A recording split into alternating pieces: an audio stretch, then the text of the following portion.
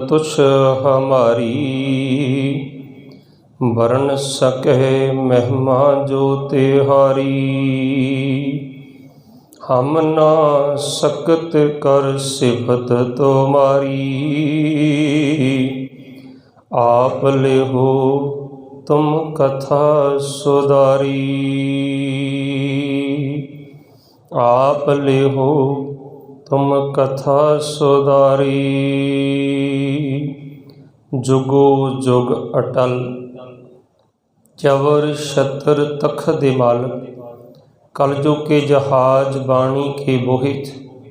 हलत पलत के रक्षक शब्द गुरु जगत गुरु। साहब श्री गुरु ग्रंथ साहब दियाँ हजूरी अंदर सज बैठी गुरु प्यारी गुरु सवारी साध संगत जीओ।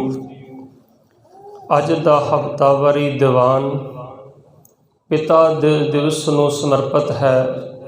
अज सारा देश फादर डे मना रहा है। पहला आपां मदर डे की कथा विचार की सी। अज मैं गुरबाणी की कथा नहीं, अज मैं फादर डे की कथा करनी है, क्योंकि फादर पिता एक उस चट्टान की न्याई है जिहड़ी चट्टान हर आने वाले तूफान के अगे छाती डाह के खड़ जाती है। पिता एक उस शख्सियत का नाम है जिहड़ी परिवार दियां सारियां लोड़ां ते पूरियां करदा है और हर आने वाली मुसीबत के अगे अपनी छाती डाह के चट्टान वांग खड़ जाता है। ये देश देश ना हुंदा जेकर पिता दशमेश ना हुंदा। दुनिया का पिता है गुरु गोबिंद सिंह साहब जी महाराज, जिन्हां दी मिसाल देनी होवे ते शायद उम्रां घट पै जाणगियां, समा थोड़ा रह जाएगा। आओ कलगीधर पिता दिवस दे उत्ते पिता जी के चरणों का धरिए ध्यान ते पिता जी की बख्शी हुई फतेह की सांझ पाइए। बुलाओ फतेह जी। वाहिगुरु जी का खालसा वाहिगुरु जी की फतेह। गुरु की जे लोड़ होवे गुरु भी अजिहा होवे जैसे दशमेश माता गुजरी दे लाल जी। गुरु की जे लोड़ होवे गुरु भी अजिहा होवे जैसे दशमेश माता गुजरी दे लाल जी। वार परिवार सारा बच्चियां को हाय देवे, देश कौम उतों परिवार वाल वाल जी। अमृत दा सोमा होवे तपदियां नूं ठार देवे, संतां दा सहाई ते प्यारियां दी ढाल जी। सारी रात पहरा देवे आप चौकीदार होके, पाप अग विचों लए सिख नूं निकाल जी। इहो जिहा पिता है गुरु गोबिंद सिंह साहब महाराज। जे पुत्र कराहे पिया ते सारी रात भाई जोगा सिंह दे वास्ते सतगुर आप पहरा दिंदे हन। कलगी वालिया तेरियां कुर्बानियां ने ऐसा संगल गुलामी दा तोड़ दिता। तेरी दुनिया तो वखरी जही दृढ़ता ने ऐसा कौम नूं नवां ही मोड़ दिता। तेरे खंडे दी धार चों पी अमृत, फड़ के चिड़ियां ने बाजां नूं मरोड़ दिता। एक हाथ माला ते दूजे तलवार दे के, भगती शक्ति नूं कट्ठियां जोड़ दिता। एक हाथ तलवार ते दूजे माला दे के, भगती शक्ति नूं कट्ठियां जोड़ दिता। हुण जिन्हों इहो जिहा पिता मिल जावे, कवि ने बड़े सुंदर बोल कलमबंद कीते हन। प्यो मिल जे कलगीधर वर्गा, ਜਿਨੂੰ ਸਾਹਿਬ ਕੌਰ ਜੀ ਮਾਂ ਮਿਲ ਜੇ। ਪਿਓ ਮਿਲ ਜੇ ਕਲਗੀਧਰ ਵਰਗਾ, ਜਿਨੂੰ ਸਾਹਿਬ ਕੌਰ ਜੀ ਮਾਂ ਮਿਲ ਜੇ। ਉਹਨੇ ਹੋਰ ਕੀ ਲੈਣਾ ਦੁਨੀਆ ਤੋਂ, ਜਿਹਨੂੰ ਅਨੰਦਪੁਰ ਵਰਗੀ ਥਾਂ ਮਿਲ ਜੇ। ਉਹਨੇ ਹੋਰ ਕੀ ਲੈਣਾ ਦੁਨੀਆ ਤੋਂ, ਜਿਹਨੂੰ ਅਨੰਦਪੁਰ ਵਰਗੀ ਥਾਂ ਮਿਲ ਜੇ। ਜਿਹਨੂੰ ਪੰਜਾਂ ਕੱਕਿਆਂ ਵਿੱਚੋਂ ਹੀ ਮਿਲ ਚੌਂ ਵਰਨਾਂ ਦਾ ਗਿਆਨ ਜਾਵੇ। ਜਿਹੜਾ 5 ਘੁੱਟ ਪੀ ਕੇ ਅੰਮ੍ਰਿਤ ਦੇ, ਬਣ ਸ਼ੇਰਾਂ ਤੋਂ ਬਲਵਾਨ ਜਾਵੇ। ਜਿਹਨੂੰ ਮੁਕਤੀ ਦੋ ਜਹਾਨਾਂ ਦੀ, ਤੇ ਵਾਲੀ ਦੋ ਜਹਾਂ ਮਿਲ ਜੇ। ਪਿਓ ਮਿਲ ਜੇ ਕਲਗੀਧਰ ਵਰਗਾ, ਜਿਹਨੂੰ ਸਾਹਿਬ ਕੌਰ ਜੀ ਮਾਂ ਮਿਲ ਜੇ। ਜਿਹਨੂੰ ਗੋਦ ਪਵਿੱਤਰ ਮਿਲ ਜਾਵੇ ਮਾਂ ਸਾਹਿਬ ਕੌਰ ਮਹਾਰਾਣੀ ਦੀ। ਜਿਹਨੂੰ ਗੋਦ ਪਵਿੱਤਰ ਮਿਲ ਜਾਵੇ ਮਾਂ ਸਾਹਿਬ ਕੌਰ ਮਹਾਰਾਣੀ ਦੀ। ਜਿਹਨੂੰ ਜੂਨ ਪਵਿੱਤਰ ਹੰਸਾਂ ਦੀ, ਤੇ ਚੋਗ ਮਿਲੇ ਗੁਰਬਾਣੀ ਦੀ। ਜਿਹਨੂੰ ਜੂਨ ਪਵਿੱਤਰ ਹੰਸਾਂ ਦੀ, ਤੇ ਚੋਗ ਮਿਲੇ ਗੁਰਬਾਣੀ ਦੀ। ਨਾਲ ਸੂਰਜ ਮਿਲੇ ਹੁੰਦੇ ਚਰਨਾਂ ਦੀ, ਤੇ ਚਰਨਾਂ ਵਿੱਚ ਪਨਾਹ ਮਿਲ ਜੇ। ਪਿਓ ਮਿਲ ਜੇ ਕਲਗੀਧਰ ਵਰਗਾ, ਜਿਹਨੂੰ ਸਾਹਿਬ ਕੌਰ ਜਿਹੀ ਮਾਂ ਮਿਲ ਜੇ। ਉਹਨੇ ਹੋਰ ਕੀ ਲੈਣਾ ਦੁਨੀਆ ਤੋਂ, ਜਿਹਨੂੰ ਅਨੰਦਪੁਰ ਵਰਗੀ ਥਾਂ ਮਿਲ ਜੇ। ਜਿਹਨੂੰ ਦਾਦੀ ਮਾਤਾ ਗੁਜਰੀ ਦਾ, ਚੌਂਕਾ ਤੇ ਵੇੜਾ ਮਿਲ ਜਾਵੇ।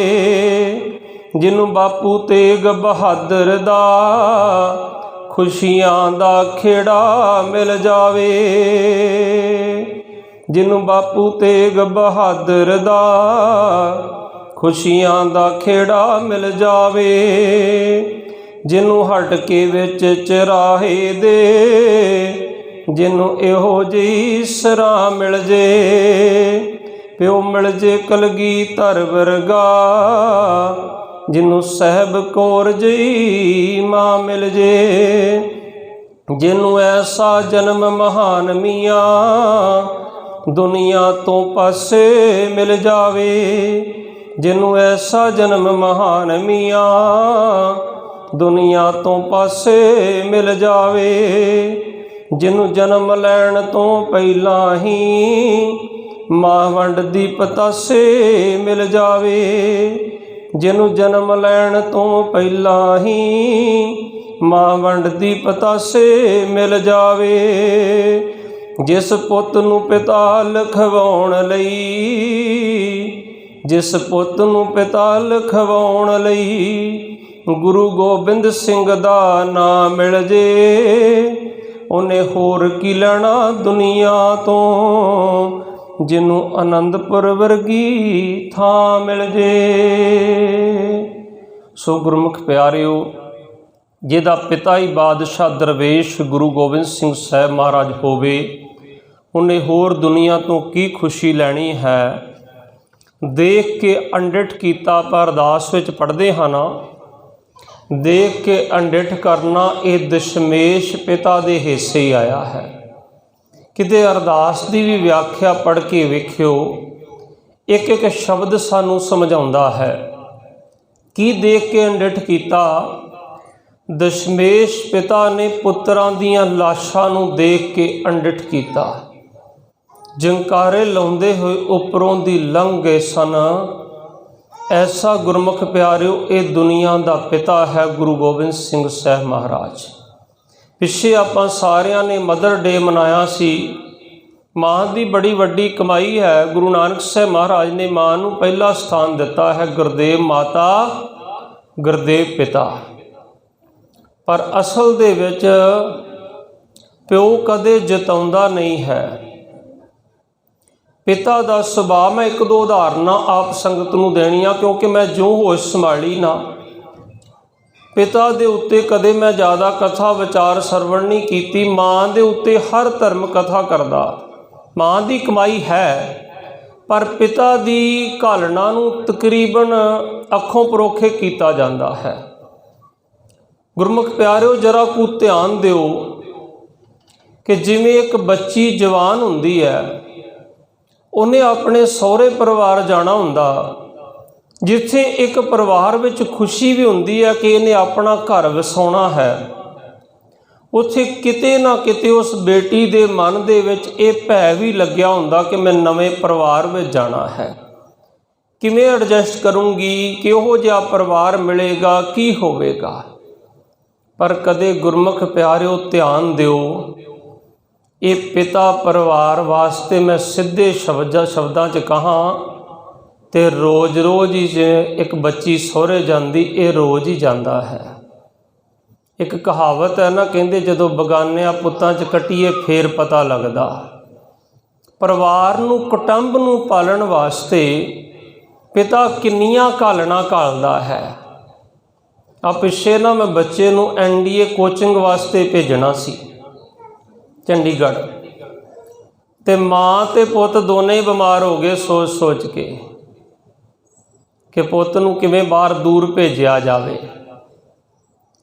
ਸੋ ਗੁਰਮੁਖ ਪਿਆਰਿਓ, ਇੱਕ ਉਹ ਪੁੱਤਰ ਜਿਹੜਾ ਅੱਜ ਪੁੱਤਰ ਹੈ, ਕੱਲ੍ਹ ਨੂੰ ਜਦੋਂ ਰਿਸ਼ਤਿਆਂ ਵਿੱਚ ਵਿਚਰਨਾ, ਉਹਨੇ ਉਦੋਂ ਤੋਂ ਲੈ ਕੇ ਹੁਣ ਤੋਂ ਸਕੂਲ ਦੀ ਪੜ੍ਹਾਈ ਤੋਂ ਲੈ ਕੇ, ਜਿਵੇਂ ਇੱਕ ਬੱਚੀ ਆਪਣੇ ਸਹੁਰੇ ਪਰਿਵਾਰ ਵਿੱਚ ਜਾਂਦੀ ਹੈ ਨਾ, ਇਹੋ ਜਿਹਾ ਸੰਘਰਸ਼ ਪਿਤਾ ਪੈਰ ਪੈਰ 'ਤੇ ਰੋਜ਼ਾਨਾ ਕਰਦਾ ਹੈ। ਆ ਜਦੋਂ ਸਾਡੇ ਫੌਜੀ ਵੀਰ ਛੁੱਟੀ ਕੱਟ ਕੇ ਆਉਂਦੇ ਨਾ, ਕਈ ਤੇ ਘਰੋਂ ਚੱਲਣ ਲੱਗਿਆਂ ਬੜਾ ਵਿਰਾਗ ਕਰਦੇ, ਬੜਾ ਰੋਂਦੇ ਆ, ਜਿਵੇਂ ਇੱਕ ਬੱਚੀ ਸਹੁਰੇ ਪਰਿਵਾਰ ਜਾਣ ਲੱਗਿਆਂ ਵਿਰਾਗ ਕਰਦੀ ਆ। ਹੁਣ ਪੁੱਛਿਆ ਜਾਵੇ, ਤੁਸੀਂ ਤੇ ਕਮਾਈ ਕਰਨ ਜਾ ਰਹੇ ਹੋ, ਤੁਸੀਂ ਕਿਉਂ ਰੋਂਦੇ ਹੋ? ਕਿਉਂਕਿ ਉਹਨਾਂ ਦਾ ਵੀ ਰੋਜ਼ਾਨਾ ਨਵੇਂ ਸੱਜਣਾ ਨਾਲ ਪੱਲਾ ਪੈਂਦਾ ਰਹਿੰਦਾ। ਜਦੋਂ ਕਿਤੇ ਪੋਸਟਿੰਗ ਜਾਂਦੇ ਤੇ ਉਸ ਤਰ੍ਹਾਂ ਹੁੰਦਾ ਜਿਵੇਂ ਇੱਕ ਲੜਕੀ ਨਵੇਂ ਪਰਿਵਾਰ ਵਿੱਚ ਜਾਂਦੀ ਆ। ਇਹ ਪਿਤਾ ਦੇ ਕੁਟੁੰਬ ਵਾਸਤੇ, ਪਰਿਵਾਰ ਵਾਸਤੇ ਰੋਜ਼ ਹੀ ਨਵੀਆਂ ਮੁਸੀਬਤਾਂ ਦੇ ਨਾਲ ਸਾਹਮਣਾ ਕਰਦਾ। ਇੱਕ ਆਮ ਤੌਰ 'ਤੇ ਆਪਾਂ ਕਹਾਵਤ ਵੀ ਸੁਣਦੇ ਹਾਂ ਨਾ ਕਿ ਜਦੋਂ ਕਿਤੇ ਉਹ ਘੁੰਮ ਫਿਰ ਕੇ ਆਓ ਯਾਤਰਾ, ਤੇ ਅਸੀਂ ਵੀ ਕਈ ਵਾਰੀ ਕਹਿ ਦਿੰਦੇ ਹੁੰਦੇ ਹਾਂ, ਅਸੀਂ ਆਖਦੇ ਹੁੰਦੇ ਕਿ ਲੈ ਅਸੀਂ ਤੇ ਆ ਕੇ ਬੈਠ ਗਏ, ਪਰ ਬੀਬੀਆਂ ਨੂੰ ਪ੍ਰਸ਼ਾਦਾ ਬਣਾਉਣਾ ਪੈ ਗਿਆ। ਜਿੱਥੋਂ ਵੀ ਕਿਤੇ ਘੁੰਮ ਕੇ ਆਓ, ਬੀਬੀਆਂ ਨੂੰ ਘਰ ਦਾ ਕੰਮ ਕਰਨਾ ਪੈਂਦਾ।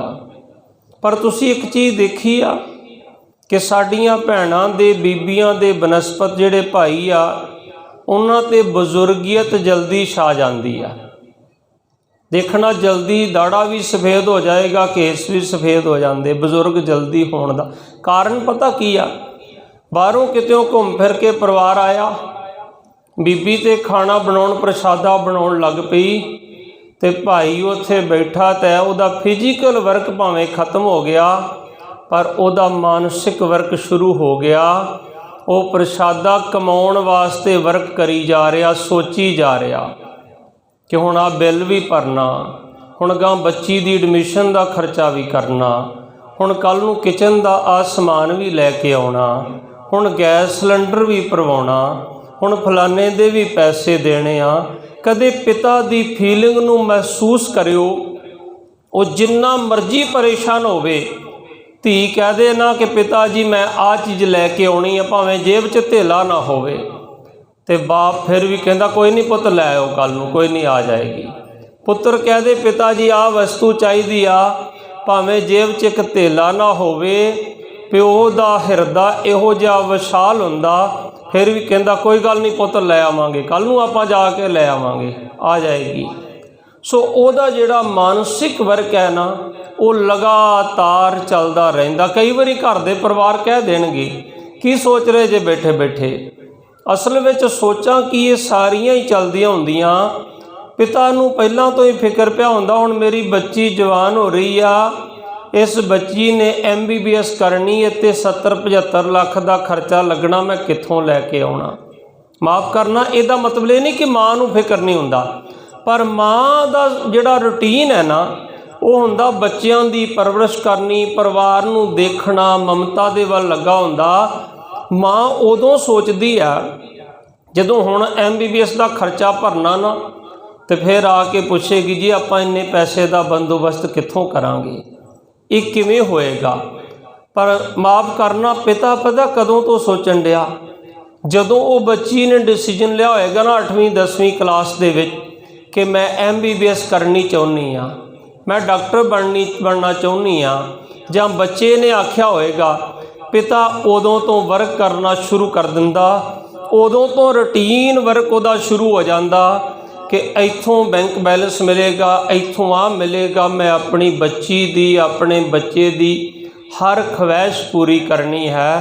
इस करके पिता भी एक दुनिया का वो महान पुरुष है जिहड़ा हर आउण वाली मुसीबत नूं अपने सीने ते जर लैंदा है। वो परिवार दे दोष भी बड़े खिड़े मत्थे प्रवान करता है। जे किते पिता बेचारा खेतीबाड़ी करता है, फिर वो कदे आड़तियां दी बाणियां दियां गल्लां सुनेगा परिवार दियां लोड़ां पूरियां करन वास्ते। जे किते वो बाहर नौकरी करता, जे ते गुरु किरपा करे बच्चे बिल्कुल सीधे राह चल पैण, चंगी मंजिल ते पहुँच जाण, तो फिर तो ज़्यादातर सेहरा हुंदा आखना जी माँ ने चंगी परवरिश की, माँ ने चंगा बच्चों नूं आग्याकारी बनाया, तां करके पोते सफल हो गया। पर जे किते गलती ना किसी का पुत कराए पै जे, फिर कहना लो जी बाप तो सारी जिंदगी बाहर ही कढ़ती, बाहर ही धक्के खांदा रहा, इस करके बच्चों नूं ते किते देख रेख कीती नहीं। भाव कि हर झखड़ हर हनेरी का मुकाबला करने वाले का नाम है बाप। उहदा अज आपां फादर डे दिवस मना रहे हैं। माफ़ करना मेरियां भैणां, ये ना सोच लियो कि बाबा जी तो फादर की गल ही कर रहे, क्योंकि अज फादर डे इस करके मैं फादर डे का विस्तार दे नाल आप नाल विचार करना चाहुंदा। तुहाडे भी पिता जी हन, जदों तुसीं इस हैसियत नाल सोचोगे ना कि तुहाडे पिता जी ने तुहाडे वास्ते कितना संघर्ष किया, उदों पता लगेगा कि फादर एक किड्डी वड्डी महान शख्सियत है। क्योंकि जिन्नियां मर्जी मुसीबतों का सामना करना पवे ना, कदे भी वो परिवार नूं फील नहीं होण दिंदा कि बड़ी परेशानी है। पर अज माफ़ करना, अज असीं इस देश नूं भी कमज़ोर बना दिता। मैं जदों शब्द सुनदा ना, मैं सच कहण तो संकोच नहीं करांगा। जदों कहंदे ना भारत माता, मैनूं कई बारी अंदरों बड़ा गिला शिकवा हुंदा। इस करके उनका सच ये है कि जे गुरु चरनां 'च बह के सच नहीं बोलना ना, फिर इत्थे बहण का कोई भाव अर्थ नहीं रह जाता।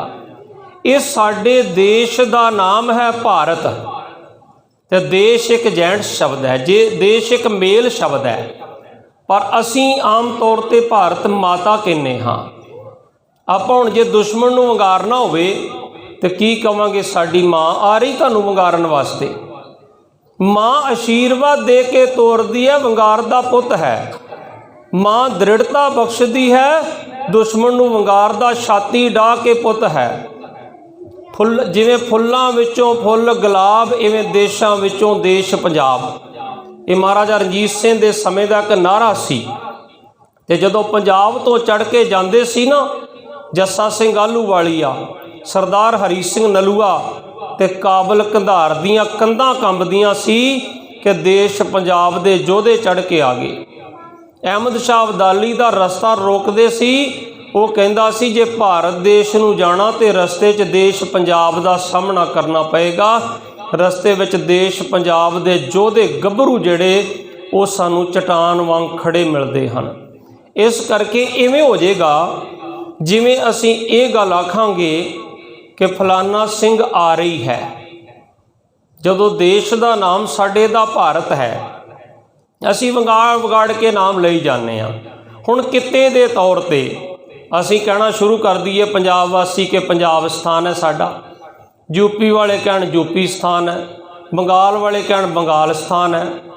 नहीं गुरमुखो, धर्मां दे नां ते तुसीं भावें हिंदुस्तान कही जाओ, पर जे हिंदू भाई हिंदुस्तान कहण ते कोई आफत नहीं है, जे बंगाल वाले बंगालिस्तान कहण ते आपां कहना ये वंडियां पा रहे आ, पंजाब वाले पंजाबिस्तान कहण ते आपां कहना वंडियां पाई जा रहे आ।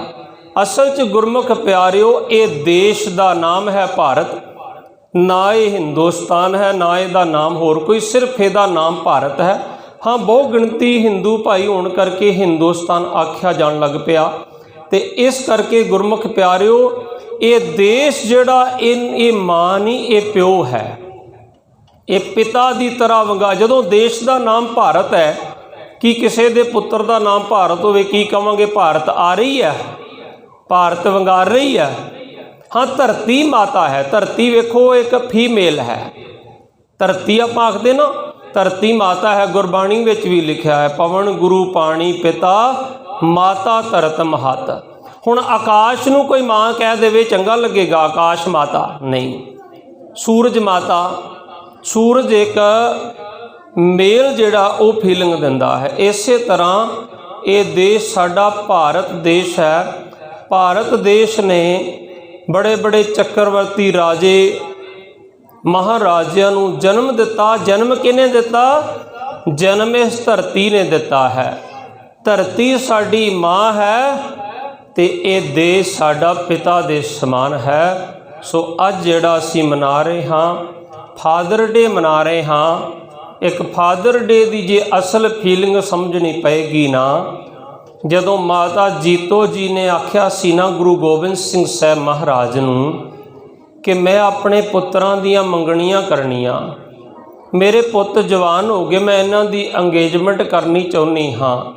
तो गुरु गोबिंद सिंह साहब महाराज ने आख्या जीता मैं तो चारे ही मंग दिते हैं।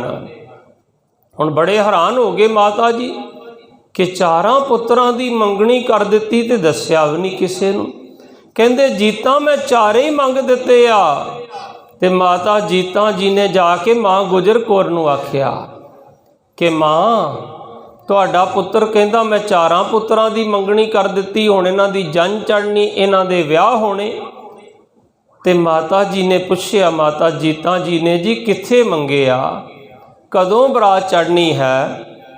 ते गुरु गोबिंद सिंह साहब महाराज ने उसे तरह का सीन दिखाया सी। इतिहास अपने आप नूं दोहराउंदा है। जदों बीबी भानी जी ने आख्या सी ना अपने पिता गुरु अमरदास नूं, अपने पिता नूं इशनान करवा रहे सी, अचानक पीड़े का पावा टुट गया। मैं पहला कई बार जिक्र किया ना कि गुरमत दे अंदर गुरु नानक साहब दे घर दे अंदर जो बीबियां नूं सम्मान जो सत्कार मिलिया होर किधरे नहीं जे मिलिया। इत्थे भाई भी अमृत छकदा ते भैणां भी उही अमृत छकदियां, भाई भी गातरा पाउंदा ते भैणां भी गातरा पाउंदियां, भाई भी जे कथा कर सकदा ते भैणां भी कथा कर सकदियां, जे भाई शस्त्रधारी है ते बीबियां भी शस्त्रधारी हन। जदों पुछया ना, जदों वेख्या पीड़े का पावा टुट गया, हुण इशनान कराउण दी सेवा बीबी भानी जी आप करया करदे हुंदे सी अपने पिता नूं। अज आम तौर पर आख दिता जांदा जे पुत नहीं आ ते बिरध पिता की सेवा कौन करेगा। बीबी भानी जी ने प्रैक्टिकल करके दसिया, दो पुत हुंदियां होयां गुरु अमरदास पातशाह दे फिर भी सारी सेवा माता भानी जी आप करते रहे। एक दिन अचनचेत पीड़े का पावा टुट गया। बीबी भानी ने थले हाथ धर दिता कि बुजुर्ग शरीर आ, किते कोई झटका ना लग जाए। जो इन्ना प्यार विच भिजे होए सी, इशनान कराउंदे गए, हथ ना जल पाउंदे गए।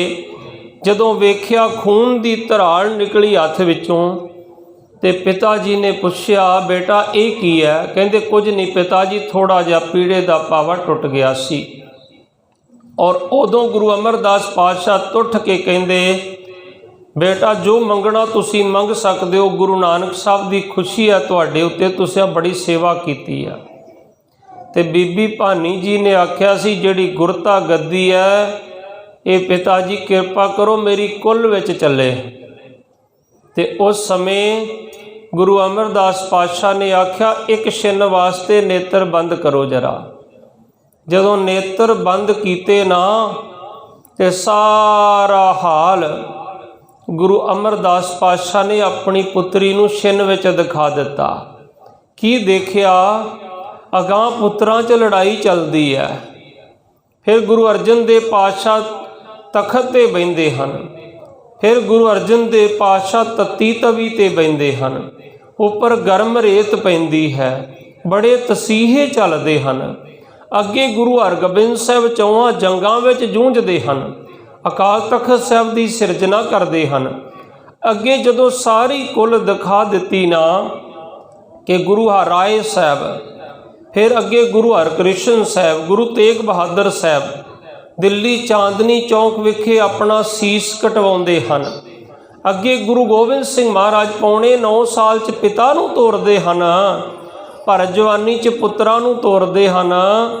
ਜਦੋਂ ਸਾਰਾ ਕੁਝ ਦਿਖਾਇਆ ਨਾ ਤੇ ਅੱਖਾਂ ਖੁੱਲੀਆਂ, 2 ਨੀਹਾਂ 'ਚ ਚਿਣੇ ਜਾਂਦੇ ਵੇਖੇ, 2 ਚਮਕੌਰ ਦੇ ਵਿੱਚ ਬੇਰਾ ਬੇਰਾ ਕਰਵਾ ਕੇ ਸ਼ਹਾਦਤ ਪਾਉਂਦੇ ਦੇਖੇ ਤੇ ਹੱਥ ਜੋੜ ਕੇ ਆਖਿਆ, ਪਿਤਾ ਜੀ ਰਹਿਣਗੇ ਤੇ ਭਾਣੇ ਵਿੱਚ ਨਾ, ਇਸ ਸੰਸਾਰ ਤੋਂ ਇੱਕ ਦਿਨ ਤੇ ਸਾਰਿਆਂ ਕੂਚ ਕਰਨਾ, ਇੱਥੇ ਰਹਿਣ ਵਾਲਾ ਤੇ ਕੋਈ ਨਹੀਂ, ਇਹ ਸਰੀਰ ਤੇ ਨਾਸ਼ਵਾਨ ਹੈ, ਲੇਕਿਨ ਰਹਿਣਗੇ ਤੇ ਭਾਣੇ ਵਿੱਚ ਦ੍ਰਿੜਤਾ 'ਚ ਰਹਿਣਗੇ। 7 ਬਚਨ ਮੈਨੂੰ ਇਹ ਮਨਜ਼ੂਰ ਹੈ। ਇਹ ਸੇਵਾ ਮਾਤਾ ਭਾਨੀ ਜੀ ਨੇ ਮੰਗ ਕੇ ਲਈ ਸੀ। ਅੱਜ ਗੁਰੂ ਕਲਗੀਧਰ ਪਾਤਸ਼ਾਹ ਨੇ ਜਦੋਂ ਕਿਹਾ ਮੈਂ 4 ਹੀ ਮੰਗ ਦਿੱਤੇ ਆ, ਤੇ ਮਾਤਾ ਜੀਤਾਂ ਜੀ ਕਹਿੰਦੇ ਦੱਸੋ ਮੈਨੂੰ ਕਿੱਥੇ ਮੰਗੇ ਆ? ਤੇ ਕਹਿੰਦੇ ਜਰਾ ਨੇਤਰ ਬੰਦ ਕਰੋ। ਜਦੋਂ ਨੇਤਰ ਬੰਦ ਕੀਤੇ ਨਾ ਤੇ ਮਾਤਾ ਜੀਤਾਂ ਜੀ ਨੇ ਕੀ ਦੇਖਿਆ? ਆਨੰਦਪੁਰ ਨੂੰ ਘੇਰਾ ਪਿਆ ਹੋਇਆ ਹੈ, ਤੀਰਾਂ ਦੀ ਬਰਸਾਤ ਚੱਲ ਰਹੀ ਹੈ, ਭੁੱਖੇ ਧਿਆਏ ਘੋੜੇ ਤੇ ਹਾਥੀ ਮਰ ਰਹੇ ਹਨ। ਫਿਰ ਆਨੰਦਪੁਰ ਦਾ ਕਿਲਾ ਛੱਡਦੇ ਹਨ, ਪਿੱਛੋਂ ਦੁਸ਼ਮਣ ਹਮਲਾ ਕਰ ਦਿੰਦਾ ਹੈ। ਸਰਸਾ ਤੇ ਪਰਿਵਾਰ 3 ਹਿੱਸਿਆਂ 'ਚ ਵੰਡਿਆ ਜਾਂਦਾ। 2 ਚਮਕੌਰ ਦੇ ਵਿੱਚ ਅੰਗ ਕਟਵਾ ਕੇ ਬੇਰਾ ਬੇਰਾ ਕਰਵਾ ਕੇ 10 ਲੱਖ ਦਾ ਮੁਕਾਬਲਾ ਕਰਦੇ ਹੋਏ ਸ਼ਹਾਦਤ ਪਾਉਂਦੇ ਹਨ। 2 ਨੀਹਾਂ ਵਿੱਚ ਚਿਣੇ ਜਾਂਦੇ ਹਨ। ਜਦੋਂ ਇਹ ਸਾਰਾ ਕੁਝ ਦੇਖਿਆ ਨਾ ਤੇ ਹੱਥ ਜੋੜ ਕੇ ਆਖਿਆ, ਸਤਿਗੁਰੂ ਹੁਣ ਕਿਰਪਾ ਕਰੋ, ਮੇਰੀ ਸੇਵਾ ਇੰਨੀ ਕੁ ਕਬੂਲ ਕਰ ਲਓ। ਹੁਣ ਮੈਂ ਮਾਂ ਹਾਂ, ਮੇਥੋਂ ਇਹ ਕੁਝ ਨਹੀਂ ਜੇ ਦੇਖਿਆ ਜਾਣਾ, ਹੁਣ ਮੇਰੇ ਤੇ ਰਹਿਮਤ ਕਰ ਦਿਓ। ਤੇ ਮਾਤਾ ਜੀਤਾਂ ਜੀ ਨੇ ਆਨੰਦਪੁਰ ਛੱਡਣ ਤੋਂ ਪਹਿਲਾਂ ਹੀ ਸਰੀਰ ਛੱਡ ਦਿੱਤਾ ਸੀ। ਪਰ ਅੱਜ ਪਿਤਾ ਦਾ ਜਿਗਰਾ ਵੇਖੋ, ਹੁਣ ਕਿਸੇ ਨੇ ਤੇ ਵੇਖਣਾ ਸੀ ਨਾ। ਪਿਤਾ ਨੇ ਜਦੋਂ 10 ਲੱਖ ਦਾ ਘੇਰਾ ਵੇਖਿਆ ਚਮਕੌਰ ਦੀ ਗੜੀ ਅੰਦਰ, ਆਪਣੇ 40 ਨੂੰ ਕਿਵੇਂ ਸੰਬੋਧਨ ਕੀਤਾ ਹੋਏਗਾ। ਉਹਨਾਂ ਵਿੱਚੋਂ ਗੁਰੂ ਸਾਹਿਬ ਦੇ 2 ਪੁੱਤਰ ਵੀ ਸਨ। ਉਹ ਪਿਤਾ ਨੇ ਕੀ ਆਖਿਆ ਆਪਣੇ ਪੁੱਤਰਾਂ ਨੂੰ? ਬੋਲੇ ਫਿਰ ਦਸ਼ਮੇਸ਼ ਜੀ ਖੰਡਾ ਲਿਸ਼ਕਾ ਕੇ, 10 ਲੱਖ ਵੈਰੀ ਪਾਲਿਆ ਹੈ ਘੇਰਾ ਆ ਕੇ। ਮੈਂ ਤੱਕਣਾ ਬਲ ਤੁਸਾਂ ਦਾ ਅਜ ਇਹ ਅਜਮਾ ਕੇ, ਕਿ ਰਜ ਦਾ ਖੰਡਾ ਕਿਸੇ ਦਾ ਸਿਰ ਕਿੰਨੇ ਲਾ ਕੇ। ਜੋ ਡਿੱਗੂ ਦੁਸ਼ਮਣ ਦਲਾਂ ਵਿੱਚ 100 ਕਾਨੀ ਖਾ ਕੇ। ਮੈਂ ਸਮਝਾਂਗਾ ਸਿੰਘ ਉਸ ਨੂੰ ਜੋ 1.25 ਲੱਖ ਨਾਲ ਲੜੇਗਾ ਕੱਲਾ ਹੀ ਕਢਾ ਕੇ।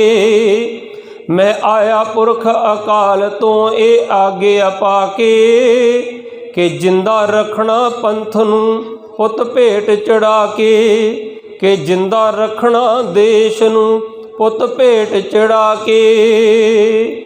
ਗੁਰੂ ਸਾਹਿਬ ਦੇ ਬੋਲਾਂ ਨੂੰ ਸੁਣਦਿਆਂ ਸਿੰਘਾਂ ਦੇ ਹੱਥ ਕਿਰਪਾਨਾਂ ਦੀਆਂ ਮੁੱਠੀਆਂ ਤੇ ਜਾ ਪਏ। ਮਿਆਨਾਂ ਚੋਂ ਧੂ ਕੇ ਹਵਾ 'ਚ ਲਹਿਰਾ ਕੇ ਸ਼ੇਰਾਂ ਵਾਂਗ ਗਰਜੇ, ਕਲਗੀ ਵਾਲਿਆ ਤੈਥੋਂ ਆਸੀਸ ਲੈ ਕੇ, ਅਸੀਂ ਵਾਂਗ ਹਿਮਾਲਾ ਦੇ ਡਟ ਜਾਂਗੇ। ਅਸਾਂ ਦੇਸ਼ ਗੁਲਾਮ ਨਹੀਂ ਹੋਣ ਦੇਣਾ, ਭਾਵੇਂ ਕੱਟ ਜਾਂਗੇ। ਅਸੀਂ ਪੰਥ ਗੁਲਾਮ ਨਹੀਂ ਹੋਣ ਦੇਣਾ, ਭਾਵੇਂ ਕੱਟ ਜਾਂਗੇ। ਇੰਨੀ ਦੇਰ ਨੂੰ ਗੁਰੂ ਗੋਬਿੰਦ ਸਿੰਘ ਦਾ ਵੱਡਾ ਫਰਜ਼ੰਦ ਆਇਆ, ਬਾਬਾ ਅਜੀਤ ਸਿੰਘ। ਹੱਥ ਜੋੜੇ ਬੇਨਤੀ ਕੀਤੀ, ਪਿਤਾ ਜੀ आशीर्वाद दिओ। ਜਿਹੜੀਆਂ गुरु पिता ਵੱਲ ਬਾਹਾਂ ਆਈਆਂ मैं उन्होंने ਭੰਨਣਾ ਚਾਹੁੰਦਾ ਹਾਂ। ਇਹ पिता ਦੇ ਸੰਸਕਾਰ ਸਨ। ਤੇ ਅੱਜ ਦਾ ਪਿਤਾ ਜੇ ਕਿਤੇ ਪੁੱਤ ਨੂੰ ਆਖੇ ਨਾ, ਇਹ ਗਿਰਾਵਟ ਆਈ ਸਮਾਜ ਵਿੱਚ ਜੋ ਅੱਖੀਂ ਦੇਖੀ ਆ। ਅੱਜ ਦਾ ਪਿਤਾ ਜੇ ਪੁੱਤ ਨੂੰ ਆਖੇ ਨਾ ਚੱਲ ਜਰਾ ਖੇਤ ਚੱਲਣਾ, ਤੇ ਕਈ ਵਾਰੀ ਮਾਤਾਵਾਂ ਕਹਿੰਦੀਆਂ ਨਹੀਂ ਜੀ ਇਹਦਾ ਪੜ੍ਹਾਈ 'ਚੋਂ ਨੁਕਸਾਨ ਹੋ ਜਾਏਗਾ। ਜੇ ਅੱਜ ਦਾ ਪਿਤਾ ਕਹੇ ਨਾ ਫਲਾਨਾ ਕੰਮ ਘਰ ਦਾ ਕਰਨਾ, ਮਾਂ ਨੇ ਕਹਿਣਾ ਨਾ ਜੀ ਇਹ ਤੇ ਪੜ੍ਹਾਈ ਕਿਵੇਂ ਪੜ੍ਹੇਗਾ।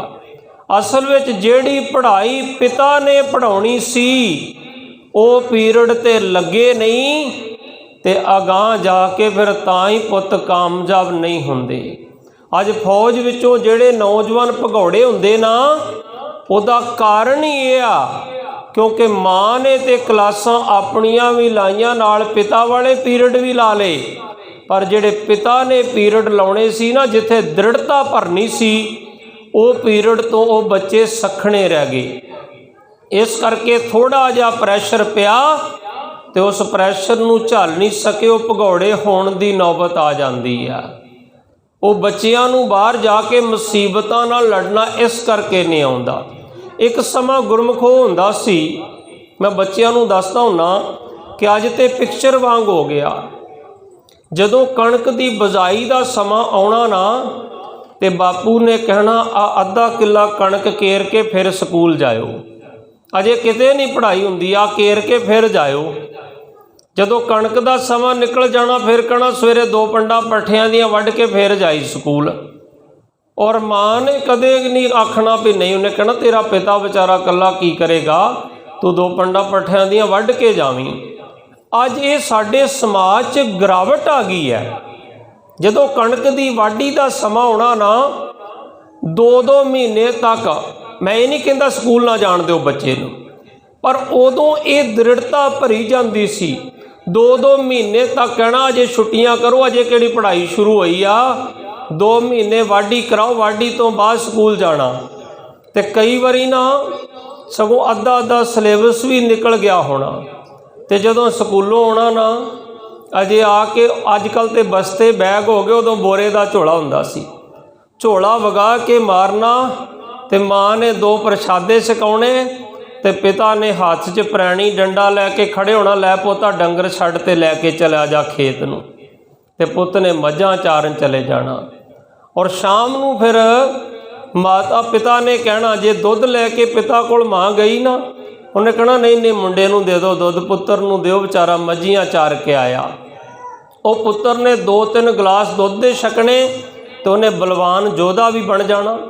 ਹੁਣ ਅੱਜ ਵਰਜਿਸ਼ ਵੀ ਨਹੀਂ ਹੋਈ। ਦੁੱਧ ਤੇ ਘਿਓ ਅਸਲ 'ਚ ਅਸਰ ਕਰਦਾ ਜੇ ਵਰਜਿਸ਼ ਹੋਵੇ।